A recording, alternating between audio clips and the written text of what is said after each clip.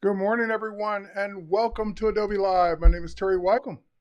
So, if you're watching this, oh, I see some buffering.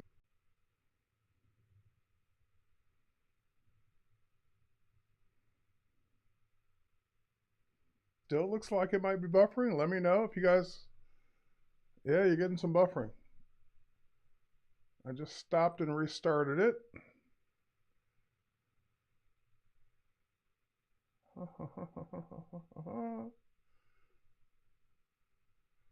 All right, no, it's buffering. Hang on, guys. I'm not sure what I can do to fix it, but let me try one more thing.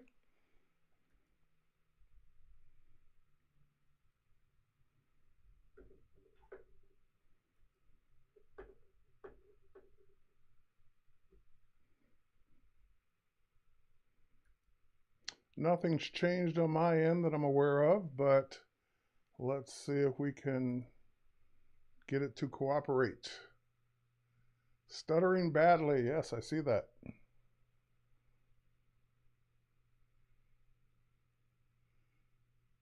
All right.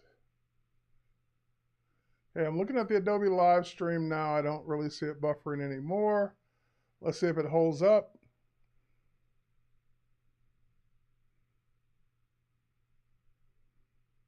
An interesting. All right. Not sure that I can do much about it, so I'm just gonna go through it and hopefully we get a good recording at least, so you guys can watch it on a replay. Um, Everything looks great now. Okay. All right, seems better now. Everyone's chiming in now. Says seems better. I didn't really do much, but all right, let's hope the streaming gods up there keep things going. All right, welcome. My name is Terry White. Sorry for the rough start. I saw some buffering going on, and I was like, wait, let me stop and take a look at it. Welcome to Adobe Live. My name is Terry White, worldwide photography evangelist. Today we're going to be taking a look at what's new for photographers in the Max 2022, which was, I don't know, was it a week ago, 2 weeks ago? It seems like forever ago now. But a week ago, we introduced new versions of Photoshop and Lightroom Classic and Camera Raw, and of course, all the design tools and so forth and so on. But today we're just going to concentrate on what's new for photographers. It was a week and a half ago. Thanks. Jan, let's see. And for those of you who are new, those of you who are watching from various platforms, I see people on Facebook, YouTube, Twitter, and LinkedIn. That's awesome. You can hang out there. But if you want to participate in the main chat, head over to b.net/Adobe Live. That's the main chat that I'll be looking at. If I get to see your question in the other chat, I'll certainly answer it. But it's hard for me to do the work and look at two chats at the same time, two group chats.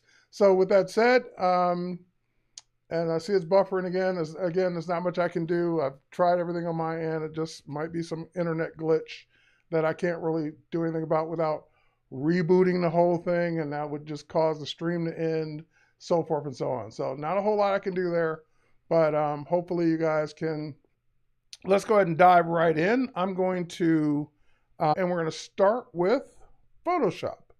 So let's get Photoshop up and running here. I'm going to show you a few new things in Photoshop, specifically like photographers can take advantage of, everyone can take advantage of, but anything in Lightroom Classic that you couldn't do in Lightroom.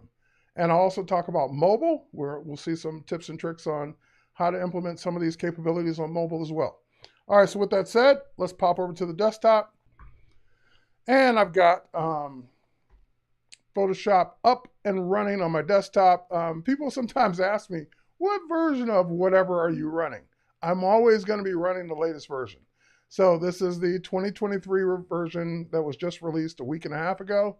And now we're going to take a look at some of the capabilities here. All right, so first new capability, and it's more of an enhancement. It's not a new feature. It's just making a feature that was already there work better. And last year or the year before, I can't remember, it got the ability to automatically detect objects. And now it's doing a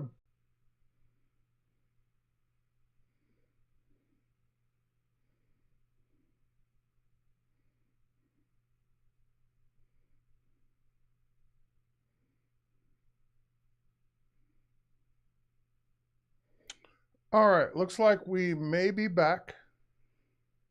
Let's try this again. All right, let's pop back over to Photoshop. I literally just force quit and restarted the app, and hopefully that solves it. All right, let's go back.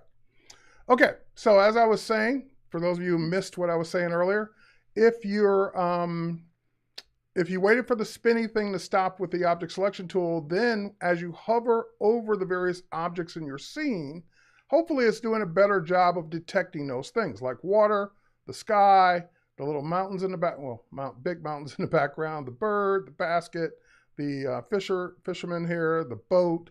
So all of those things are being detected. So if I wanted to select any one of those things, I would go ahead and just click the mouse button on it, and it will make a selection of that object. Now I still have the other ones I can go in and continue to work on. So if I hold down the Shift key, I can go ahead and select the water as well. If I wanted the lamp, I can hold down the Shift key and get the lamp. And so I can just keep making selections. Now again, this is all going to do a not so great job. So AI is AI. It does the best it can, what it was trained to do, and the training continues to evolve. All right, so I can see parts of the water it missed right there. I can see that little part of it kind of grabbed some more than the lamp. The bird looks pretty good, although the feet kind of are mixed in with the basket. So it's kind of hard to see that, or the back of the boat, whatever that is. And so it just depends. Like if I go ahead and select the sky instead, and it does a good job of the sky, but it's kind of getting part of the hat. So some of this you may have to refine, and that's okay, but it gives you a great way to start your selection and get your selection going. All right, next up, let's go to Photoshop, and let's deselect. There we go. And I'm going to get out of that tool so I can stop auto-selecting. The next thing I want to do is go in. Oh, I do want that tool back one more time. I'm going to go back into the object selection tool, and I'm going to use it to select this. And you may have seen me use this image before. I've used it like tons of times in tutorials and classes and so forth and so on, because I'm typically removing this softbox. Now, if I hover over the softbox, it gets it. I hover over the pole, it gets it. If I hover over the backpack that's weighing it down, it gets it. But it doesn't get that arm, that little leg sticking out there. It doesn't detect that. That's okay. I can build it up with this tool. So this is not what I'm not trying to show you the selection. I'm trying to show you what I do with it after the selection to remove it. So let's go ahead and hit the softbox there. Then let's go ahead and hold down the Shift key and select the backpack. And next, let's go ahead and hold on for a second. I'm getting some notifications here. Some people probably tell me that the stream minor buffering completely frozen. Yeah, okay, great. And let's go ahead and get the poll. Now that last piece, I can't click because it doesn't detect it. So what I can do is hold down my Shift key and just go ahead and lasso it because I'm on the lasso. So I can just lasso that one piece and tell it to add it into the selection. Oh, I got too carried away with my lasso. Let me undo that. I was too far out. There we go. And let's tell it to lasso that piece, and it does it perfectly. So if it selects it or detects it, great, click. If it doesn't detect it, you can still add to it or subtract from it, holding down the Shift key or the Option or Alt key to subtract from it. So that way you get the ability to still have your selection with the magic of it selecting by the objects. Okay, great. Now that I got this all selected, why did I select this in the first place? To get rid of it. Now I have patched it out before. I have spot healed it out before. I have done content aware fill before. I've done all different ways to get rid of this. But one of my new favorite ways of getting rid of things in photos is the new, and I want to get the name right, it's called One Click with a lowercase o, because I guess the uppercase O is trademarked, but one case or lowercase one click delete and fill. That's what the feature is called. Now what it really is a little bit of magic of content aware fill. Number one, without the dialog box, and number two, it's doing it in a way that it's doing a little magic behind the scene. Because if I were really going to use content aware fill with this selection in the past, it probably wouldn't do a good job because the selection's so tight. you usually want a few more pixels expanded out around the selection. That's why I normally select it with the lasso, so I can give it a nice broad selection all the way around. Then when I do content aware fill, it's not trying to do it on the edge of the object and leaving some of the edge there. But when you do one click delete and fill, it actually temporarily expands that selection out behind the scenes so that it does a better content aware fill. Now I built this up. Let's see if it does a good job. Hold down to do the one click delete and fill, hold down your shift key. On Mac, hit delete. On Windows, hit backspace. And let's see what it does. Oh, hang on. You got to be in the object selection tool when you do it. Shift delete.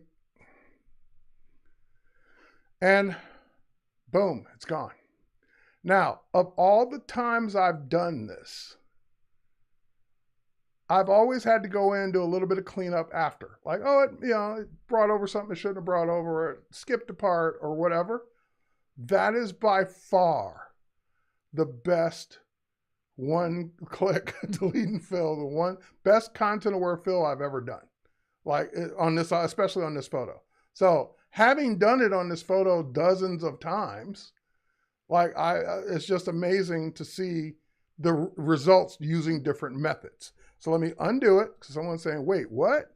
So object selection tool, make your selection, hold down shift, delete, and that will do it without the dialog box and just remove it. So that's how cool this feature is. I'm using it all the time now. All right, and I got another image I was going to show this on. Hang on one second. Let me go back to, see if I got this image here. If I don't see it right away, yeah, here it is. I was going to say, if I don't see it right away, I'll just go past it. Okay, so once again, object selection tool. I will tell it to go ahead and detect object. So there it sees a horse, sees a horse, sees a horse, and I don't want this horse in the middle. I don't mind the ones off to the side, but the one in the middle is kind of distracting. So I click that horse, and it does the selection. Great. And as long as I'm still on that tool, when I do shift delete, it removes it. Now again, if I were really trying to see anything it might have missed, there's a little piece right there I might go in and do myself. There we go, shift delete.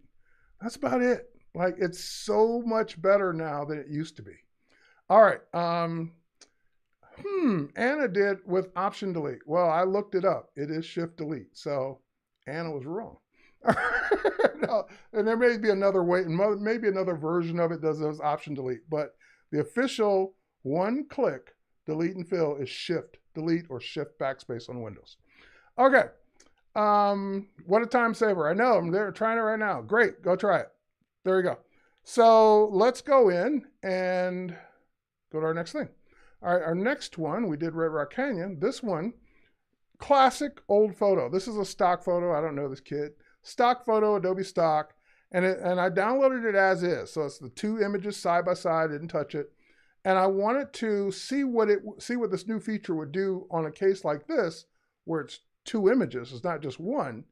And basically what I'm getting to is a new neural filter. So the new neural filter for this particular feature is called neural filters. It is called, you might have guessed, photo restoration. And photo restoration, note the word beta. Anytime you see the word beta, it means it's not done yet, still being worked on. Your results may be good, your results may be horrible, it just depends on what you're trying to do. And the way I look at photo restoration, at least as it is today, it's I'm about to restore a photo. Let me get a better foundation than the original bad photo. In other words, this isn't going to magically make everything perfect, but it's going to do so much of the groundwork up front that then when I go into Photoshop to finish it, I have less work to do. So think of it that way. Don't think of it as, oh, I'm going to throw an old photo at it, and my old photo that I would have spent 10 hours on to restore is now going to be done in one click. It's more like, oh, I'm going to throw an old photo at it, and the photo that I would have spent 10 hours on to restore might only take 9 hours now because it's going to do some of that groundwork up front. So again, I'm setting the stage. This is not for doing perfect work. It's not night and day. It's very good, depending on the photo. Some photos I've tried it on, does amazing. Some photos I've tried it on, barely could tell a difference. Some photos I've tried it on, somewhere in the middle. Like it did good. There were some things it missed that I still had to go fix, but that's okay because it did those things that it did without me having to do them manually. And I've yet to see it mess up, like in other words, make the photo worse. So I've either seen it slight improvement, okay improvement, or drastic improvement, but never like, oh, I wish I hadn't done it, undo, cancel. So the worst case scenario is it doesn't do that much. That's it. All right, so let's go ahead and turn it on. And I'm gonna turn it on, I'm gonna immediately adjust the slider. So even before it finishes, I'm gonna turn, I don't even know why the slider is not on by default. But let's go ahead and turn on photo restoration. And the slider I'm going to adjust immediately is scratch reduction. Scratch reduction is down to 0. And why would you not want scratch reduction? So I cranked it all the way up. So now it's processing on the device. So it's doing it on my computer. And let's go ahead and take a look and see what it does. Almost there, almost there, almost there. And again, we're waiting for a minute or so, but not bad. Again, not perfect. It's not finished. I still got some work to do on the edges here. But before, so in case you forgot, that's where we were. And this is where we are now. So whatever amount of time it would have taken me to do that, it did it in less than a minute. I'll take that. I'll take that. I don't have to do that stuff anymore. Now I got to fix just a few more things any day over having to start from here and do everything. So that's kind of setting the stage for this filter. Let's hopefully see it get better and better and better. And maybe one day we will get to the point to where you bring up some old tattered photo where half the face is missing and it fixes it for you. That we're not there yet. That's why this is still a beta, work in progress. Now, let's say that I just, for the sake of argument, I want to see what 0 would have done on the scratch reduction. Had I not turned it on, what result would I have gotten? All right, so let's go ahead and turn that off. And that's what it would have done without the scratch reduction. So you would have turned, and this is before, and that's after. So it's basically not doing anything. Why would you not want the scratch reduction? Photoshop team, why are you turning that off by default? Because people aren't going to know that unless they watch this class. They're going to come in and say, hey, this didn't really do anything. So you almost always have to adjust that slider. I can't see a time when you wouldn't want to. And I've tried it like in the middle. Let's say I didn't go all the way up. Let's try it in the middle. And let's wait for it. Yeah, Andrew, it's really cool. When it does something. Like sometimes it doesn't do anything, and sometimes it does a lot, and sometimes it does like a really good job. So in the middle, somewhere in the middle is not bad. If I pull it down a little bit more. Let's see, like I'm just trying to see at what point does it not remove scratches or the rips and tears in the photo. Yeah, so just having it on at all seems to be doing way better than having it off. Again, I don't see any reason, unless it just starts distorting part of the photo, I don't see any reason why not to crank it all the way up. And then if it does start distorting part of the photo, just start bringing it back down. So for me, until they tell me a reason why I wouldn't want that on all the time, I'm always going to go into this and turn that on immediately all the way to 100. If 100 ever is too much, then I'll just pull back. All right, so that is the photo restoration feature. And by the way, as with most neural filters, you can always output what it did to a new layer. So that way you're never really messing up your old photo. You can output it to a new layer, and that way you can keep working from there. So if I say okay, and because I told it to output it to a new layer, there's my new layer, and there's my previous layer. So the adjustment is kind of there. And what is that layer? Oh, yeah, that layer is the whole photo. I was going to say, is that just like the scratches removed, or nope, it's the whole thing. So then I would just keep working and get out of the object selection tool. I would keep working on these, the rest of the photo, the scratches. I would crop it. I would, I don't need it in this little binder anymore. So I would probably like crop each photo out of the binder, maybe give it a different background if I really wanted both of them side by side like they are now. And I do some content aware fill stuff up here to kind of put this back in. So really it's just work around the edges at this point. Yep. Oh, you can colorize old photos as well. And there it is, colorize. Let's turn it on, see what it does. Yeah, I can live with that. So there's colorize. Now, of course, colorize isn't perfect either, so I can see some spots where it didn't colorize part of his outfit here. Same over here, it didn't colorize part of the outfit. So I'd have to go in and manually, not really a fan of this feature.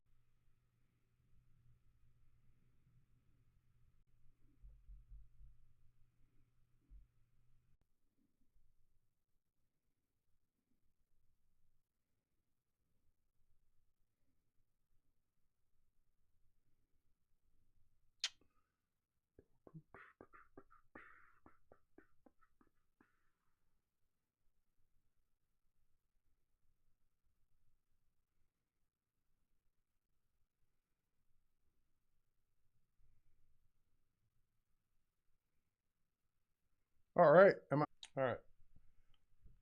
Let's see if that fixed it. Yes, General Kenobi. And, continue working on it, but all the other things first. Crop it. So see how it's trying to color the background too and all that. I'd have cropped it, fixed the edges, and do all of that. Then colorize would have been the last. My speed test says I'm getting great speed as always. So I'm going to have to blame this one on a YouTube. Yeah, everything else checks out.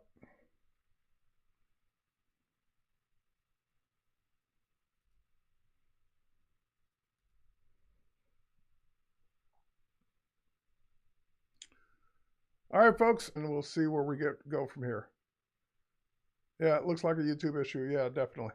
Because again, my setup hasn't changed. I'm still doing things I always stream that we should probably delete when it's over. Okay. We'll head over to Lightroom and Lightroom Classic. So if I go to File and Open, and I pick a raw file. So the raw file, yeah, that would have been a great idea, David, had I did that up front. Oh, I could probably do that. It's too late, really. But anyway, let's head over to Photoshop, overall, get into all the new people capabilities. But in this case, I'm just in front of me at the keynote of Max. And there we go. Does a decent job of selecting that person. There we go. And doesn't have. And that's the ability to use curves on the Mac. Hopefully we get over to Lightroom to do it. All right, that was it. Now let's pop over to Lightroom Classic.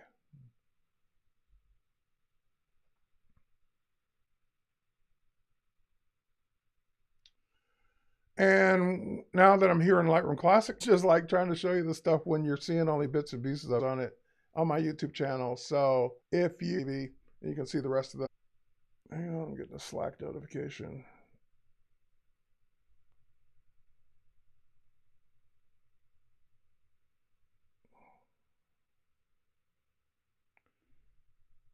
This is right.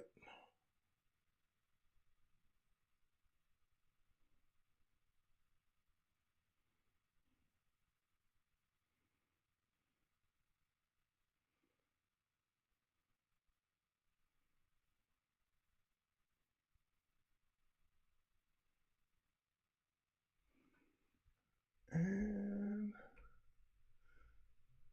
for those of you who haven't seen those videos yet, is that we have new AI masking for people. So if I head over to this as people instead of person, because you might have a group, the fact that I want to mask a person versus all the traditional masks, I can click on that and it will then show me all the various parts of the person that I could mask. So there's face skin, her face turned red for masking. Body skin, her body skin turns, and this would be all body skin, legs, arms, whatever showing. It was called eye sclera. Iris and pupil, so I can create a mask for the hair, and you can hair. Then I do masks, and I head over to the mask panel. There it is, and there's the lips mask, which we can rename lips. Okay, so for example, if I click on hair, then I could even like her background. So that's kind of cool. I can even lower the opacity of it, or I'm sorry, opacity. I keep saying opacity with this. Now do these one-click masks, and even if the mask is not perfect, you still have your add and subtract. Like the lips were brighter already, so let's go ahead and darken those down. And we get something that looks like that. So I wouldn't go with green lipstick like that, my personal. And this time I'm going to click on him, and I'm going to say that I want to select his teeth because we're getting a little yellow from that warm glow of light around him. And now we just, next up,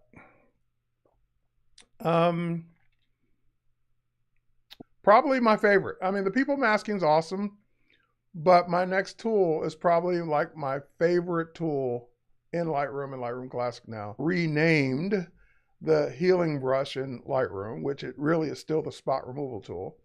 And you can, when I let go, it's just going to pop over to a different area. So with that said, I'm going to just delete that and switch over to the new Content Aware Remove tool. The Content Aware Remove tool looks like an eraser, and it doesn't use an area all the way on the other side of the image. It uses the surrounding pixels like the healing brush does in Photoshop. So as I paint around, it'll just use the removals in Lightroom, a piece of cake now. Things I would have just gone over to Photoshop to do for the sake of time, I can now actually get those done here in Lightroom. All right, so we're in Lightroom Classic. Again, the same Lightroom on mobile as well. All right, next up, and I can keep going with that, but you get the idea. Next up, let's pop over to this image, and let's do another mask. And now you're going to see it detect different people. So a person. I've got her selected. I'm going to go to her face skin, because what I noticed about her face skin is, see how warm these guys are with the nice warm sun glow? Hers was a little bit more cool or cooler. So I'm going to go ahead and create a mask for her face skin. And I'm going to go into temperature and the other two people. And that way it kind of makes it look more even. Let's go to, I'm going to click here. So far you've seen people masking, some different adjustments. You've seen the Content Aware remove when we got the new masking in like we call it masking 2.0 a year ago in October, with all the select sky and select subject and all that cool stuff. Wink, wink. I guess they were working on it, and it took them another year to get that part in. So we got it now. So the object selection tool, or it's called select objects for masking. This kid said she would love to have a red Frisbee instead of an orange one. So I'm going to make my brush smaller. There we go. And I've been playing around with how this tool, I just learned that the tool's just it's better. I mean, it doesn't require you to paint the whole thing all the time, because it's smart enough to kind of figure out what you're trying to do. So for example, I was spending too much time trying to paint now, for example, if I wanted to change the color of the Frisbee to purple, I was looking for there, where it's a little bit more complicated. And this is not going to work in all at once. So let me show you what I mean by that. I'm going to select this guy's blue shirt. Now, as you can see, he's holding his sleeve up. He's partly behind her. His arm is going to make my idea of what I want. So I want all of this, all of this, all of this, all of this, and let go. And look, not bad. So it got that, just didn't get this part under here. So I'm going to go ahead and as I add to that, I'm just going to go ahead and paint in the rest of this. And I got it. So you don't have to be perfect with the tool. That's the takeaway from here, is that even if you overbrush or you don't brush at all, it usually does a good job guessing what you're trying to select. Okay, so now that I got that selected, same thing. I just go that's my purple. That's the purple I normally wear. So we gave him my shirt color. All right. Move. These spots on the wall here are kind of a distraction. So we just grab our Content Aware Remove tool, and we just go in and start removing those. It's like magic. So much better, so much easier doing these right here in Lightroom, as opposed to having to go over to Photoshop every single time to remove things from your photos. All right, next up, shoulder. Like, how would that work? So for example, let's grab the Content Aware Remove tool, make the brush bigger. And unlike I was worried about it, and it wasn't bad. Like, it's not perfect, but it's not bad. Like, it's way better than I expected it to be. So it's doing a really good job of removing these objects without me having to go to Photoshop. Same thing with Pixels Least. And his tracker there. We'll let go. Not perfect around the edge there, kind of curved in, but yeah, I could live with that. And these spots were already here. That's his spots, so I didn't touch those. Again, not bad. Not too shabby. All right, so let's pop in here. This is an image I've used with the Masking 2.0 demo. And I kind of had to select the subject and select the background because I wanted to make the background less bright. So to do that today, it's much easier because you've got a new background selection now. And so now, for example, I could dehaze that background to kind of make him stand out more. Maybe even lower the exposure of it just a little bit. Same thing here, background selection. Now keep in mind they've got hair, so the hair is a little harder, especially like this edge here. Now, if I wanted to, I could brush that in. So I could add a little bit of dehaze. Just to make them, it's basically over-selecting this side. So I could subtract from that using a brush, add to that mask using a brush. There we go. And kind of just, background is kind of that color anyway. So it kind of just, it blends in. All right, next up. I can keep going with this masking, but what I want to get back to, let's go back to our original image where we selected the hair. I'm going to reset the image. And I'm going to call a mask. In June of this year was adaptive presets. So adaptive presets, you could use the preset, it would select that sky and apply the same adjustments. Preset of this, let's go to preset, create preset, and let's turn off everything else, check none. Preset. If I go to a different image, like this one, select her hair. Totally different person, totally different photo, totally different hair, selects it just fine. And so now I could do all the same stuff I was doing to the hair with her hair as well. Hang on.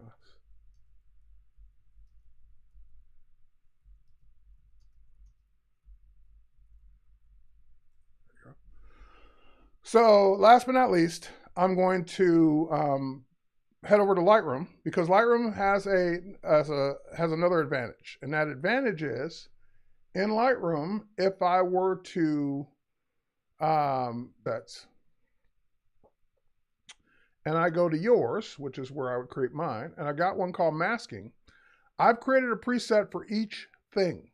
So eyebrows, it would create a mask for eyebrows, of course, and those mask presets from Lightroom Desktop, not Lightroom Classic, Lightroom Desktop, sync down to your mobile devices, your iOS devices. So your iPhones and image. Let's tap a different image. Let's tap this one. And let's go to presets. And let's go to, I'm in masking, and I tap hair. That will detect people on my iPad, which doesn't have the AI selections. And if I now go to mask, on your iPad, on your iPhone, in Lightroom, by mask. The mask is there. It selected the hair, even though I don't have a new mask hair option on mobile at this time. That was painful with all the buffering issues. Hopefully you got something out of this. Again, all the new Lightroom features are open, and the only thing you missed potentially, which I need to now go make a video for, is the Photoshop stuff. So I'll put a video up for that as well, just in case this replay is to look at the videos, the last two videos I posted, and you'll get a chance to see all the same stuff I just showed in Lightroom and Lightroom Classic.